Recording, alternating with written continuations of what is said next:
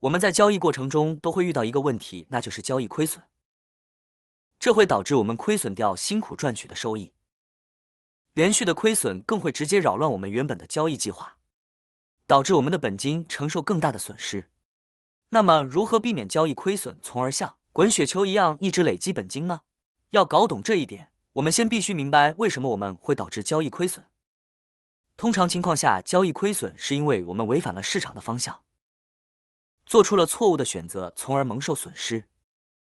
然而，即使我们选择了正确的方向，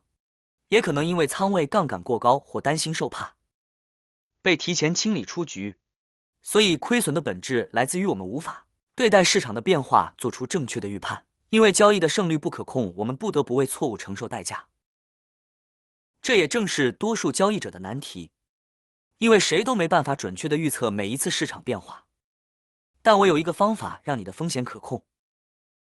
不断提高你的交易本金，那就是盈亏比计算法。什么是盈亏比计算法？盈亏比计算法就是计算你每一次交易获利和亏损的比值。举个简单的例子，在一笔交易中，假设现价为10，你入场做多，你设定停盈为20，停损为8，那么这笔交易的损益比即为5:1。在你设好的那一刻，盈亏比已经固定好了，要么价格涨到20，你赚10止盈，要么跌到8，你亏损2停损。这既是盈亏比，获利10亏2，那么10:2等于5:1。那为什么需要计算盈亏比呢？因为它可以控制你的交易，在你胜率不变的情况下，盈亏比越高对你越有利。假设你的损益比是刚才的5:1，在不考虑手续费的情况下，你交易5次，只要成功1次，你的收益就是5，亏损就是4，你还是赚钱的。同时，透过事先设定好止盈止损，可以避免你过于主观的交易，因为在交易开始时，你能赚多少或是亏损多少就已经设定好了，使你的亏损变为可控。虽然盈亏比越高越好，但是盈亏比过高会影响胜率，损益比太低则成本高昂。假设你每次交易成功赚1，失败亏损1，损益比1:1，看似只要胜率50%以上就可以赚钱。然而你要付出巨额的手续费，且本金提升缓慢。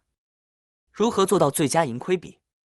最佳盈亏比就是提前搞清楚这一轮行情中你能赚到多少钱，从而设定止盈止损范围，来确保胜率和盈亏比尽可能的提高，达到一个让你本金最快累积的完美状态。接下来教你2步达到最佳盈亏比：一、判断行情的强度和空间；二、根据空间设定好止盈止损。先讲第一步，如何判断行情的强度与空间。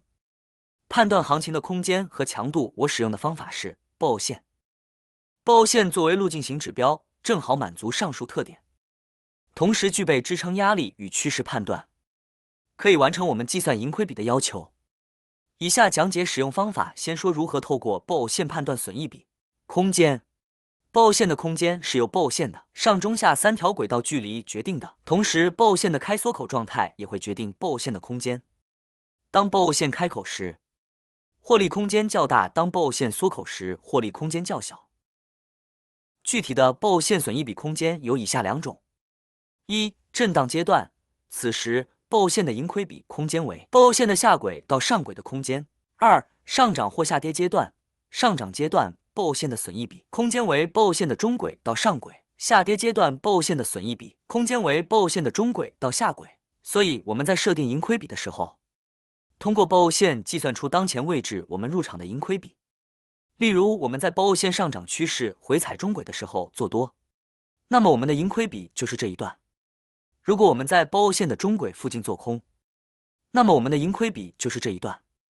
如果我们在震荡趋势入场，那么我们的盈亏比就是这一段。同时，我们的入场位置也会影响我们的盈亏比。例如，同样是 BOO线回踩中轨，在一位置入场盈亏比较高，而在2位置入场盈亏比则会低很多。接下来说说如何使用 BOO线判断强度来优化盈亏比。刚才的盈亏比是行情理想化的盈亏比，但是很多时候行情并不完全标准。例如上涨，大家都知道阻力在这里，就会提前抛售，所以我们需要判断强度，设置符合行情的盈亏比。BOO线的强度有2个，一个是中轨的斜率代表了当前的趋势强度，一个是上下轨的斜率代表了行情能否延续。当报欧线中轨朝上斜率较高时，多头强度高会在中轨之上提前布局吸筹。空单同理，当报欧线中轨朝下斜率较高时，空头强度高会在中轨之下提前布局吸筹。当上轨斜率降低时，趋势强度变低，上轨阻力增强，多头会在上轨之下提前离场。空单同理，当下轨斜率降低时，趋势强度变低，下轨支撑增强，空头会在下轨之上提前离场。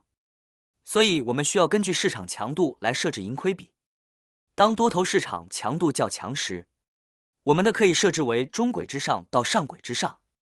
当多头市场强度较弱时，我们则要设置中轨之下到上轨之下。空单同理，当空头市场强度较强时，我们的可以设置为中轨之下到下轨之下；当空头市场强度较弱时，我们则要设置中轨之上到下轨之上。根据上面的内容，我们就可以根据报线的强弱来设置适当的盈亏比。在这里需要额外注意开仓的位置，因为开仓位置的高低直接影响你的盈亏比，所以多头开仓距离支撑位越近越好，空头开仓距离阻力位越近越好，从而尽可能的配合强度达到最佳盈亏比。下面讲讲如何提高盈亏比的成功率。当我们交易时，你会发现如果只看一个周期，你的成功率会较低，但是如果你能客观的综合多个不同的时间周期，成功率就会提高，盈亏比也是如此。在使用时，你必须考虑你当前做的周期和更大的周期，从而获得更佳的盈亏比或者更有力的支撑阻力。举个例子，假设现在你在日线中轨附近做多，但是你发现周线已经到了上轨的阻力位，那么你的日线多单被打掉的概率就会大大提高。反之，如果你在日线中轨做多，同时周线也在上涨趋势的中轨或者中轨之下，你的成功率就会提高，因为你获得了更大周期的支撑。如果你的在日线中轨开空，但是周线却在上涨趋势的中轨附近，日线行情就很可能继续上攻，走上轨开口，快速打掉你的止损。虽然你的盈亏比没发生变化，但是你的成功率降低了。这就是为什么要结合更大的周期来判断提高成功率。一样的原理，如果你日线开空单，要尽可能选择在周线阻力附近，不管是周线上涨趋势的上轨阻力，还是周线下跌趋势的中轨阻力，都会在盈亏比不变的情况下增加你的交易成功率。当然，搞懂报线的多周期和看长做短，可以帮你更好的设置盈亏比。